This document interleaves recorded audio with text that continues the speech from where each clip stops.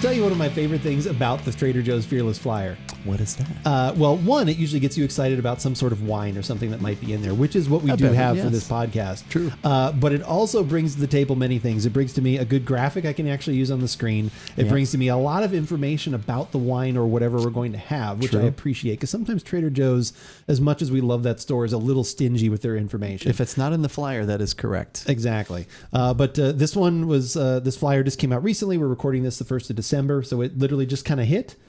We must have got it in just within the last 3 days.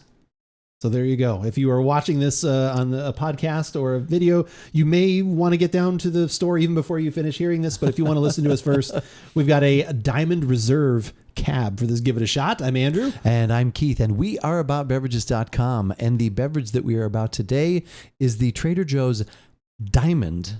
Yes, Diamond Reserve. Is that the highest level? That's the highest level. Sorry, didn't mean to interrupt. That's the highest level. Okay. Cabernet Sauvignon, Oakville, Napa Valley, 2020. 2020, which is amazing because that's also the price. It's close. 20. 20, yes. Yeah, not 20 and 20. Yeah, no, yes. it's not 2020. Keith is very generous for this podcast. No, I didn't even, I should have known because it's in the flyer and we have access to the flyer, but I hadn't looked at that yet. But all of a sudden, yesterday I went into work after a few days off and there was this huge display of Diamond Reserve wine. Usually we get this is only the third one of these, and the couple other times prior to this we've gotten like 2 to 5 cases max of that, and they've kind of just trickled in. This time the case of 12, right? Case of 12. They actually what we call plussed out. They plussed us out 40 cases. So that's wow. Yeah, that's 480 bottles to you and me. Yeah, that is a lot. Yeah. So so it was 40. Yeah, that's right.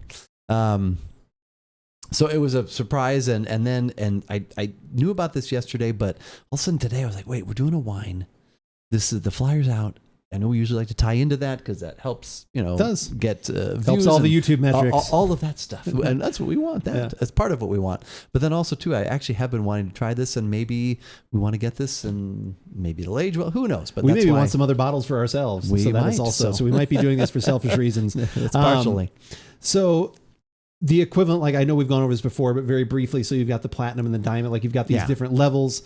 The diamond level, which is the highest one, which you don't get near as many of, this is equivalent to like a $40 or $40 or $50 bottle of wine. I'm thinking it's probably even more, like probably a $50 to $75 bottle. What at least probably the winery that makes this would do it if it was their own. It could be at least that, and that's just a theory, but I know like we have the reserve, which is our $10. The Grand Reserve is $13, Platinum $15, this $20, and so that's what I would guess. Okay, and this is something where Trader Joe's, their buyers go through and they're able to like buy, like runoff is not quite the right word, but it's like excess of something, and they go through and it's like, well, hey, we've got, a winemaker might say, hey, we've got this premium one. For some reason, they don't want to bottle. Like that's the only part I can never figure out why they would choose not to bottle. Like I don't know if they want to keep their prices at something, so they don't want to overflood the market.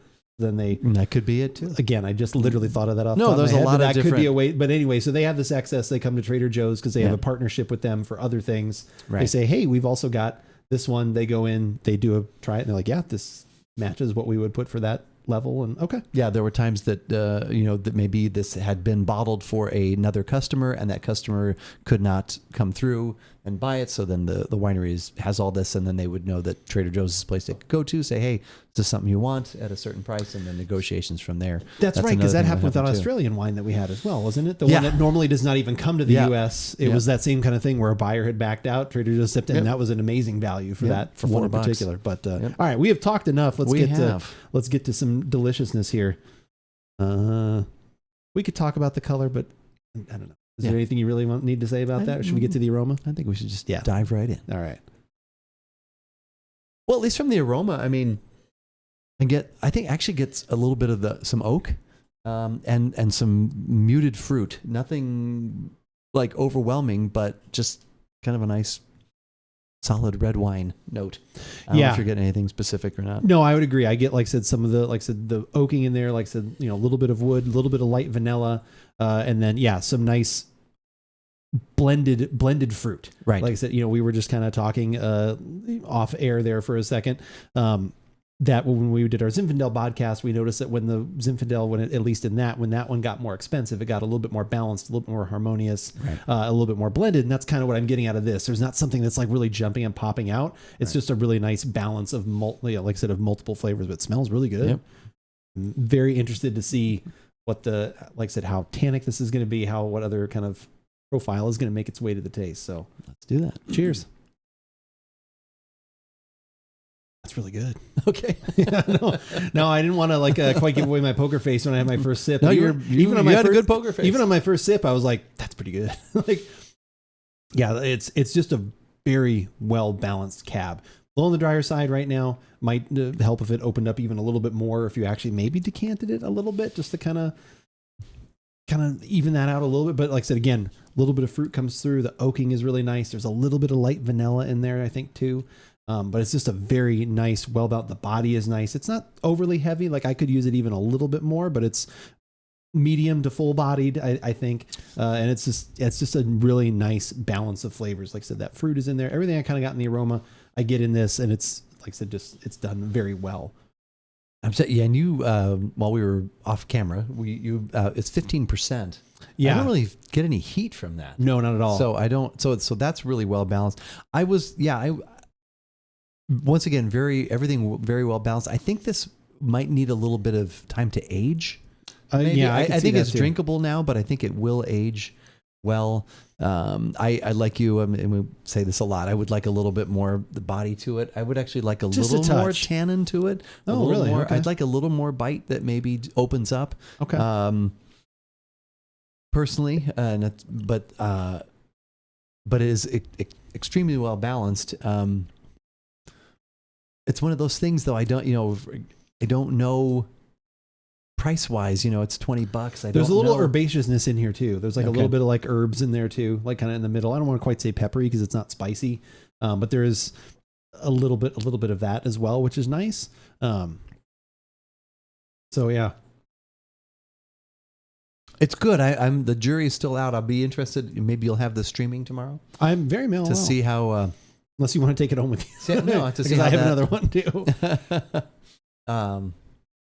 I guess I could try it tomorrow too.